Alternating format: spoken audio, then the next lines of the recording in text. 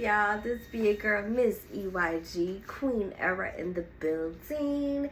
And welcome back to my channel. Welcome back to my channel. Well, welcome back, welcome back, welcome back, welcome back. Welcome back to my channel, y'all. And for all my regular subscribers, I thank you so much for tuning in yet again with your girl. And if you are not a regular subscriber, what you waiting on, Cookie? What you waiting on? What you waiting on? Go ahead, hit that like button, comment if you may, subscribe, of course, subscribe, because you're gonna love the vibe. Y'all see what I did there? Subscribe. If you're gonna love the vibe, subscribe, because you're gonna love the vibe. Okay, subscribe, y'all. Make sure you hit that notification bell so you can be alerted when your girl is dropping the gems, dropping the content, dropping the music, dropping just dropping videos. Okay, you want to be alerted. Just go ahead, hit the notification bell.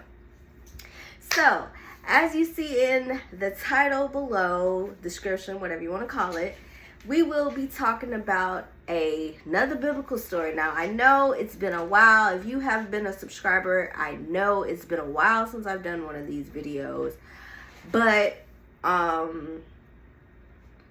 I do these videos when it feels right to my spirit, and it finally felt right to my spirit to kind of get one of these videos out there to do a deeper look and a deeper understanding of these biblical stories. And most times, not all the time, but most times, my biblical stories that I like to make sure people hear and kind of get their, a different perspective of are the women. So this is going to be a part of my Women Wisdom series / a Deeper Look series.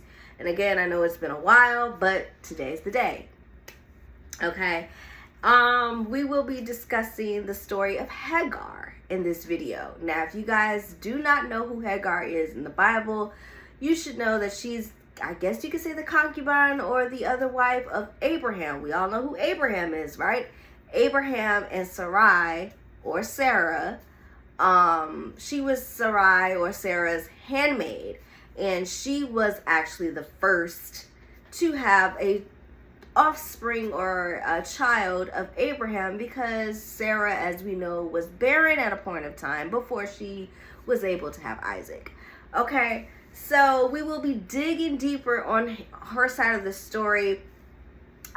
Basically, I wanted to kind of give an insight out on her because there was a couple of things that stuck out to me when I reread her story and kind of dug deep and got a little bit more of understanding that her side of the story deserves to be looked at differently and deserves to be respected and acknowledged as well. Okay, and I'll get to it in a minute why I feel that way and what caused me to feel that way.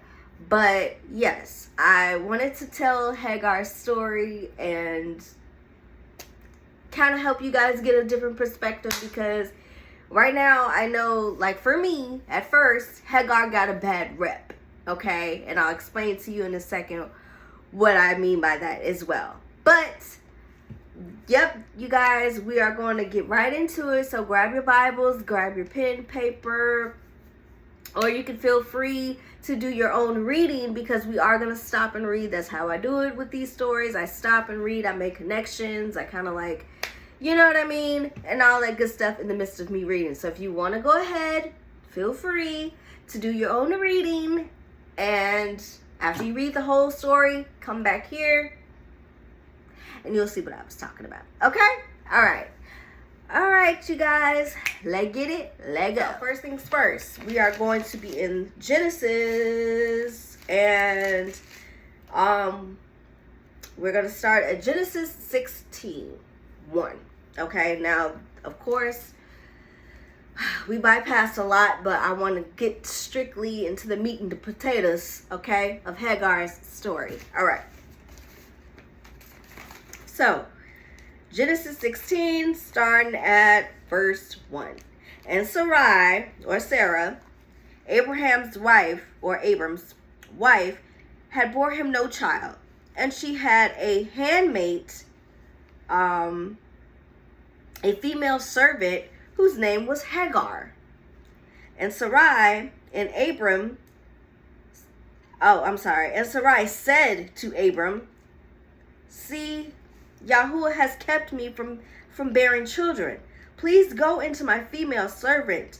It might be that I am built up by her. And Abram listened to the voice of Sarai. Okay, let's stop right there real quick. So this was after the first time the Most High came to Abram and Sarah twice, I believe. When he came to Abram and told them, he sent his angels, he said, you know, I'm going to make you a man of many nations. Sarai is going to bear you children.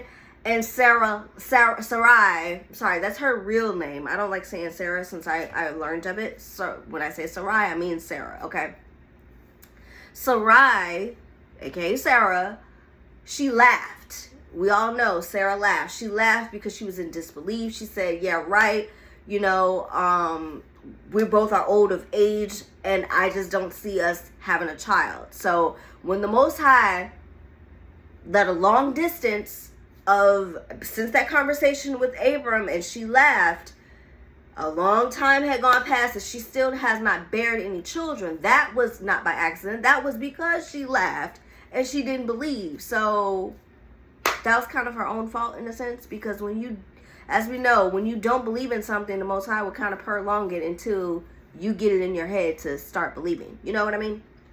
So this, she suggested that her husband go into her handmaid, which is Hagar. This was after the whole she laughed situation. So I just want to point that out. Abram, of course, listened to his wife, and he did exactly what she said. Now I want to hold off for reading for one more moment. Remember, the Most High gave a specific order. It said, you and Sarai will have children. Okay? It's up to you whether you believe it or not, but this is what he said. Sarai and Abram, because he has a part in it too, took it upon themselves to not believe and have faith, and took matters into their own hands. Okay? And anytime that you take matters into your own hands, you are always going to be able to, well, I will say it, be punished for it. You will be punished for it, and you will kind of, you know, reap what you sow. Because if the Most High say one thing, that doesn't mean you go off and do another and take things out into your own hands. So the Most High definitely will punish you for taking things into your own hand that wasn't supposed to be there. So, or doing things that he didn't tell you to do. You know, take things into your own hands. So we'll see later. Okay? Well, we'll keep going. And Sarai, Abram's wife, took Hagar, her female servant, and gave her to her husband Abram to be his wife. And after Abram had dwelt 10 years in the land of Canaan. Okay? So, as a servant, you don't have any say-so. She gave Hagar, said, here, my husband's going to lay with you to have a baby, and that was that. And he went into Hagar, and she conceived, and when she saw that she had conceived, her mistress was despised in her eyes. So when Sarah saw that this happened, she became jealous. Okay? And this is what I was talking about, when the Most High is going to punish you for taking matters into your own hand. The Most High didn't tell her to do this, or the Most High didn't tell her or Abram to do this. They took matters into their own hands to do this. Okay? Abram is to blame as well, or Abraham. He's to blame as well, because he didn't step up and say, you know what? No, Sarai, we're not going to do this. We're going to wait on the Most High and wait for him to give us instructions. Or if he wants us to do this, then we should wait on his word to tell us to do this. But he fell right in line, and he listened to his wife. Okay? Same thing that Adam did. He listened to his wife. Okay? And we all know how that happened. What happened after that. So yeah, she became jealous. And Sarai said to Abram, my wrong be upon you. I gave my female servant into your bosom, and when she saw that she was conceived, I was despised in her eyes. Let Yahuwah judge between you and me. Okay, so another instance. Sarai became jealous of Hagar, and Hagar also felt like she probably had this upper hand. Like, okay, well, you're his wife, but I have his child. And, you know, I've been on the receiving end of it. You know, when a woman feels a little bit more powerful because she has a child by someone that you do not have a child by. So it was a jealousy thing on Sarah's part, and then it was okay, I'm not just a servant, I am your husband's baby mama, or I'm the wife. I'm a wife because I can do something that you can't do. I can have children and you can't by your husband. Hagar is giving that. Hagar gave that sort of spirit, that sort of attitude, you know. And that made Sarah feel even more jealous and feel even more away, because maybe she felt like, okay, she's my servant, but she got this one up on me, so she probably felt like, okay, well, what am I going to do with her now? She probably don't want to listen to me now because she feels like she has the upper hand. You know what I mean? So it was a jealousy going on there. But again, this was Sarah's. Sarah can only blame herself, because Sarah decided to do this. The Most High didn't tell her to do this, and Abram didn't tell her to do this. She brought this upon herself because she thought this is a way that she could bear children, because she still did not believe what the Most High had told her, that she would actually bear a child. Okay? And Abram said to Sarah, see, your female servant is in your hand. Do to her what is good in your eyes. And Sarai treated her harshly, and she fled from her presence. Let's stop right there. So Abram said he didn't help at all in this situation. He said, this is your servant. She does what you tell her to do. Treat her or do to her as you wish. And so Sarah took that very, very to heart and said, you know what? I am going to do to her what I wish. And she started treating her harshly. She started treating her wrong and poorly, because she felt like, okay, well, handmaid, my servant is here, and I'm here no matter what. So I'm going to treat her as if I'm here and she's here. You know, and that's something that I don't think that Abraham was supposed to advise his wife to do. I don't think, I'm not going to say that Abraham was a complete jerk and he was a complete, you know, but I just don't think at certain instances he didn't give his wife the best advice, you know, so that's that. And it caused Hagar to flee. Now this here is why I say Hagar had to have been, I feel like her story deserves to be told, because she had to have been of some stature to have a relationship with the Most High and to know the Most High in such a way, because as you know, when anyone is getting treated harshly, the Most High has his eyes on those people, and when they cry out to him, or when they feel that there's no escape, he is always going to show his hand and show his power and show that he's there for those people who feel like they don't have any help or any escape, or feel so alone. And I am a witness to this, of the Most High doing so, saying, you know what, you feel alone, but I'm going to show you that I'm here for you. I'm going to give you guidance. I'm going to tell you what to do in certain situations where you feel that you don't have the upper end. So this is what he did for Hagar. That's why I say she had a personal relationship with the Most High, and I think her story deserves to be told. Where am I? Okay. So yes, Hagar fled from her presence. We're going to be in verse 7. And a messenger of Yahuwah, or the Most High, found her by a spring of water in the wilderness. And he said to Hagar, Sarah's female servant, where have you come from? Where are you going? Okay. And she said, I am fleeing from the presence of Sarai, my mistress. And the messenger of Yahuwah said to her, return to your mistress and humble yourself under her hand. And the messenger of Yahuwah said to her, I am going to increase your seed greatly, and greatly too numerous to be counted. And the messenger of Yahuwah said to her, see, you are conceiving and bearing a son, and shall call his name Yishmael, because Yahuwah has heard your affliction. And he is to be a wild man, his hand against everyone, and everyone's hand against him, and dwell over against all of his brothers. Okay, let's stop right there. So one, I want to point out that, hold on.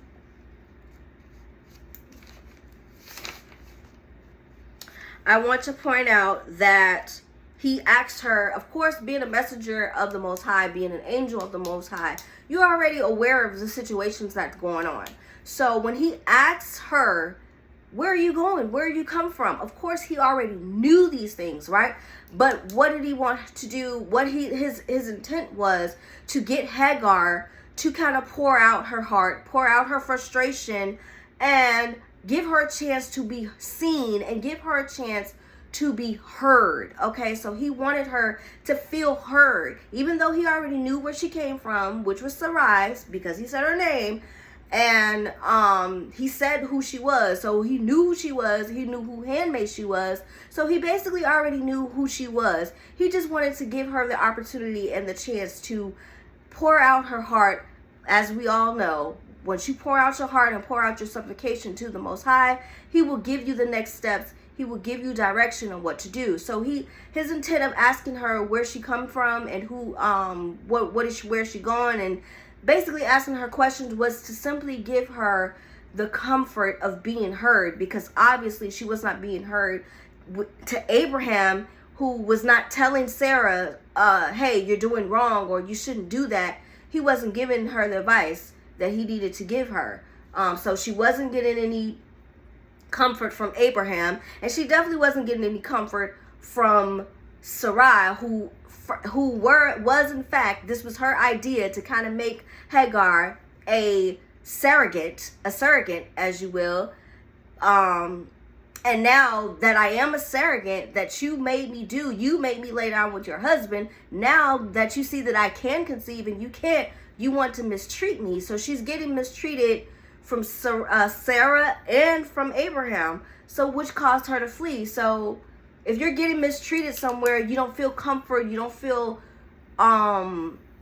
consoled, and you don't feel heard, you don't feel seen, because you're being treated like you're nothing. So the angels, again, the angel's perspective, his intent was to help her feel seen and help her feel heard, okay? And give her the gratification of, okay, I matter too, right? Because we're all human beings. No one deserves to be mistreated for whatever reason that we feel, and we all deserve to be heard, you know. And also, if you noticed, he told her what to name her son, right? He's telling her, you are having a son, because she's still pregnant. She hasn't had her son yet. She was pregnant. So again, the Most High doesn't play about people being treated harshly, especially poor people without fathers. And she's a pregnant woman, so you're mistreating Sarai. You're choosing to mistreat a pregnant woman, and Abraham kind of riding on that coattail and not telling his wife that she was wrong to mistreat this pregnant woman. That was kind of wrong in both their eyes. And I'm sure the Most High punished them both for it. But this is another reason why the Most High sent his angel to Hagar to feel seen and heard, because she's pregnant. You know, we know how pregnant women are. You're very emotional. You're very aggy. It's so much going on within your body, so many changes and stuff. So yes, she was pregnant, and he told her what to name her son, Yishmael, which means God sees me, God heard, right? And I did the research, and if you guys could look it up as well, that's exactly what that name means in Hebrew, okay, which you guys know is our actual language, okay? But yes, Yishmael means God will hear, or God has heard, or God sees, or God has seen. Basically, naming her son what her situation is. The Most High sent an angel to you. That angel is telling you, Most High heard you. So again, you guys will understand that all our names have meaning, and that's Yishmael's name, God heard. Basically, his mother was being heard in this instance. His mother was being seen in this instance by the Almighty Most High Creator, okay? It's letting her know, I see you, I hear you, I see everything that you're going through. But he also encouraged her to go back to her to her mistress, or to her to Sarah. Go back to Sarah and Abraham, because that is the right thing to do. Maybe she didn't have any family, maybe Who knows, you know, maybe it was too dangerous for her to be out in the wilderness, especially out in the wilderness, and you're pregnant and you don't have anyone. I'm pretty sure the Most High could have made his way to take care of her, but he didn't want any harm to come to her or the child. And he already promised her that her seeds will be numbers too much to count. He's telling her about the future of her seed as long as she does what he tells her to do, which was, one, name him sorry, you guys, Ishmael, and two, to go back to Sarah and Abraham, okay? And of course, we all know that she probably didn't want to, but the Most High is saying, just trust me, just go back, okay? And she did, okay?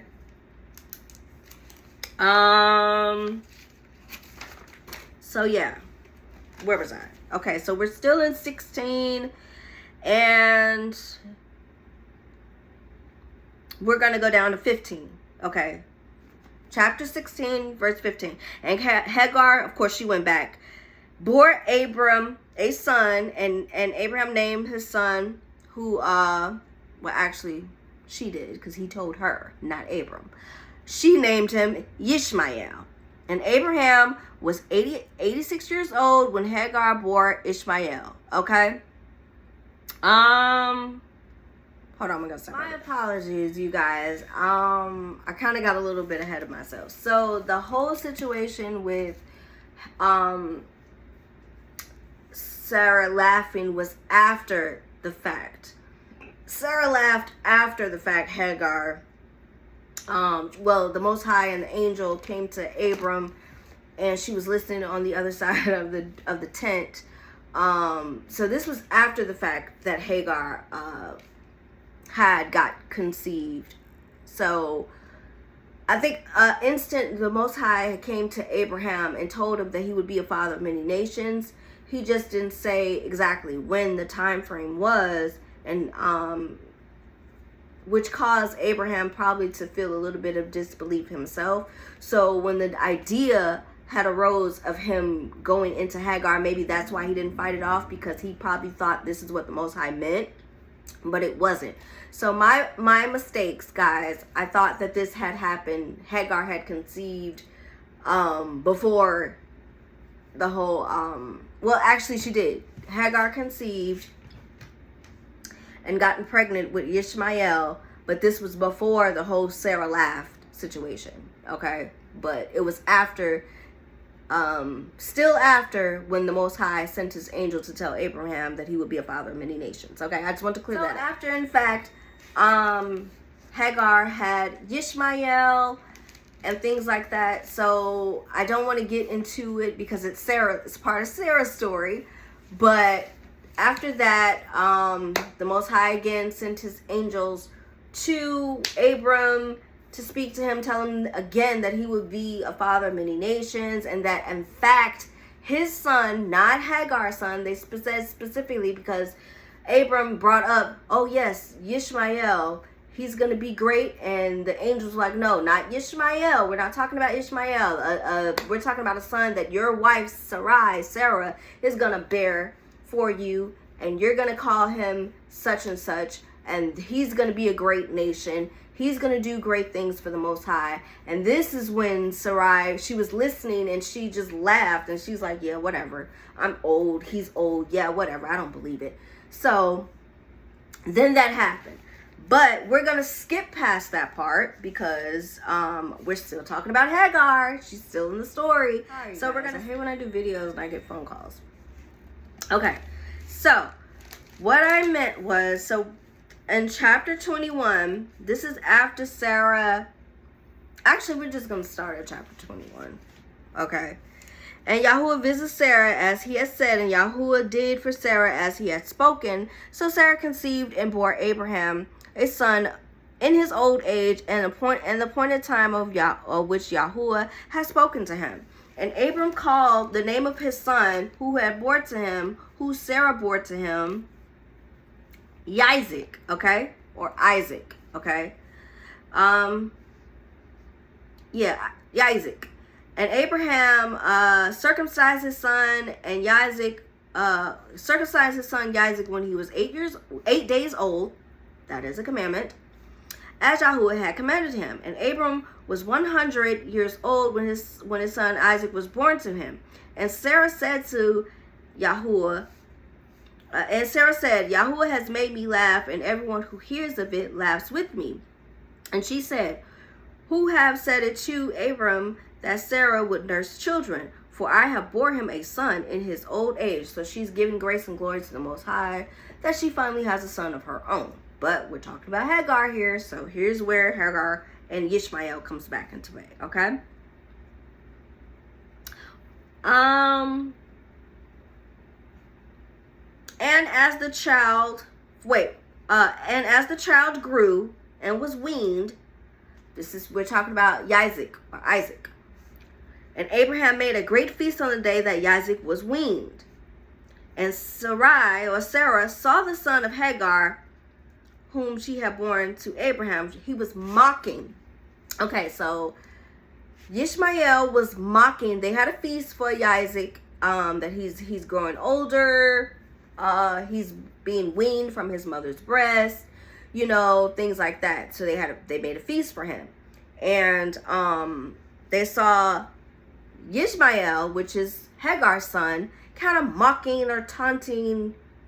Sarah saw her Hagar's son Ishmael mocking Isaac, and of course she didn't like it. Okay, and she said to Abraham, this is Sarah saying this to Abraham, drive out this female servant and her son, for the son of this female servant shall not inherit it with my son Isaac. And the matter was very evil in the eyes of Abraham because of his son. Okay. So again, this is Sarah kind of, taking her being, kind of like the boss over Hagar, or Hagar being her servant, her handmaid, taking it beyond measure. She's saying, get rid of this son and this woman. For one, she feels that because she has her own son, that Hagar and Ishmael is no longer needed. That's for one. For two, she's abusing her power. She's abusing her authority. And she's like, do away with these people, this lady and her son. But of course, Abram, he's kind of he feel like it's evil. He feels like at the end of the day, this is still my son, and he didn't want to do it. He didn't want to go along with it because, of course, Ishmael was still his seed. It was still his son. So he didn't want to get away with, he didn't want to get rid of or go away with send his son away, because at the end of the day, that's still his son. That's still his seed, whether he loved Hagar or not, they still shared a child, and he didn't want to do it. Okay. But Yahuwah said to Abraham, let it not be evil in your eyes, basically telling him not to feel any type of way, because of the boy and because of your female servant. Whatever Sarah has said to you, listen to her voice. In Isaac, your seed is called. Because in Isaac, he's the one that's going to do great things for the Most High. And Isaac is actually chosen, not Ishmael. Okay?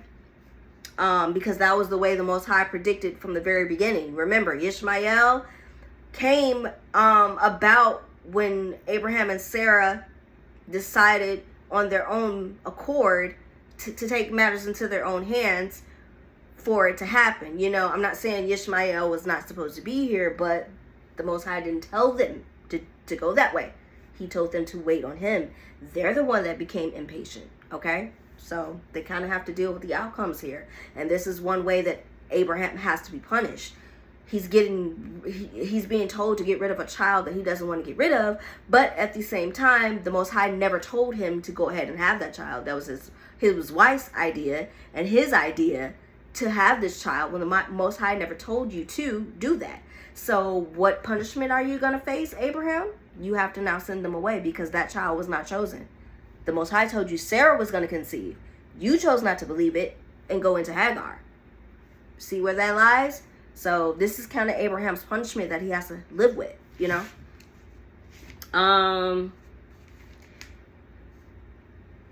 And for the son of your female servant, I also make a nation, because he is your seed. So he's basically telling him, don't feel bad when you get rid of this female servant and your son. that son is still going to be blessed, but he's not chosen. He's still going to be blessed for the simple fact that he's still your seed. He's still a part of you, but he's not chosen like Isaac is, okay? And Abraham rose early in the morning and took bread and the skin of his water, which he gave to Hagar, putting it on her shoulder, and also the boy, and sent her away. I know that was a very hard thing to do, but he had to do what he had to do. And she left and wandered in the wilderness. And the water of the skin was used up, and she placed the boy under the bushes, and she went and sat down by a bush away, for she had said, so this is after she's being sent away, okay? She's still being covered. Remember, the Most High said she's still covered, she's still blessed, and she still has that relationship from the first time she was in the wilderness when she ran away, okay? Let me not see the death of the boy. She sat opposite of him and lifted her voice and wept. Yet again, remember the first time she wept and the Most High answered? And Yahuwah heard the voice of the boy, and the messenger of the Most High called to Hagar from the heavens and said to her, what is the matter with you, Hagar? Do not fear, for Yahuwah has heard the voice of the boy where he is. Remember, yet again, the messenger, just like he did the first time, he's given her opportunity to be heard, to feel seen, and to pour out her supplication to the Most High. And he's telling her, do not be fearful, because her and her child will be blessed. 18, arise, lift up the boy and hold him with your hand, for I make a great nation of him. And Yahuwah opened her eyes, and she saw a well of water, and she went and filled the skin with water and gave the boy to drink, okay? And Yahuwah was with the boy, and he grew and dwelt in the wilderness and became an archer, okay?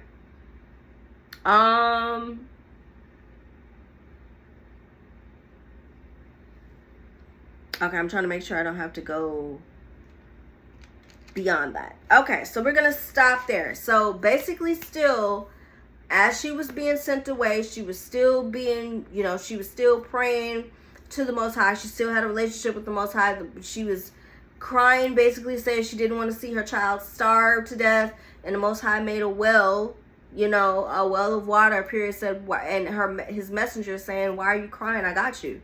Basically telling her, didn't I show you the first time when you went away in the wilderness that I was there? And didn't I have you name your son? Telling me is a reminder. Your son is literally named and to be a reminder that I hear you and I see you.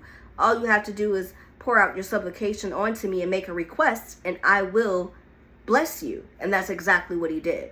So he let her know in the wilderness that even though Abraham had to send you away, you and your son, I still got you. I'm going to make your son a great nation, and I'm going to take care of the both of you. You know what I mean? So we have to look at that instance. So basically keeping in mind that Hagar had such a relationship with the Most High that needs to be praised, that needs to be acknowledged, okay? Yes, Sarah was a great wife, and she was one of our known matriarchs, but she was not perfect, as we know no one is, and she mistreated Hagar, but Hagar still was a great mother. She was a daughter of the Most High. She believed in the Most High. She prayed to the Most High, and she even kept a promise to name her son after the very thing the Most High told her to name him after, which was Yah hears me, Yah sees me. Okay, so she definitely had a relationship with the Most High that I think we all should acknowledge, even though she was a handmaid, and even though she was the concubine, or considered the second wife, or what we now in today's terms, baby mama of Abraham. She still was very important to the story. Her son was still blessed. She was still blessed. And I think that we need to acknowledge that a little bit more about Hagar. Even though she wasn't in Sarah's position as being the beloved wife, she still was beloved by the Most High. And that is much more important than being loved by man, to be loved by the Most High first. And her son was also. So I just wanted to give shed light on Hagar's story. Make sure to like, comment down below. Did you know these things about Hagar? When you read Hagar's story, how did it make you feel? Or do you feel like Sarah was right in her mistreating of Hagar? Or do you think she just didn't mistreat Hagar wrong at all? So let me know down in the comments how you feel about this story, what conclusions you drew, or maybe something about the story that I missed that you guys know or aware of. Let me know down in the comments, okay? Again, make sure to like, comment, and subscribe, and let me know what other biblical stories that you want to do a deeper look into, or any other stories that you want to kind of read, have me read, and you know, we can kind of see whose perception, who has a different perception, or are our perceptions of these stories the same? So let me know whatever you need to let me know down in the comments. Do not hesitate. Comment, okay, you guys? I need the interaction. Again, like, comment, and subscribe. Make sure you hit that notification bell so you can be alerted when we're dropping the gems, okay? Biblical gems today. I love you guys. Be blessed.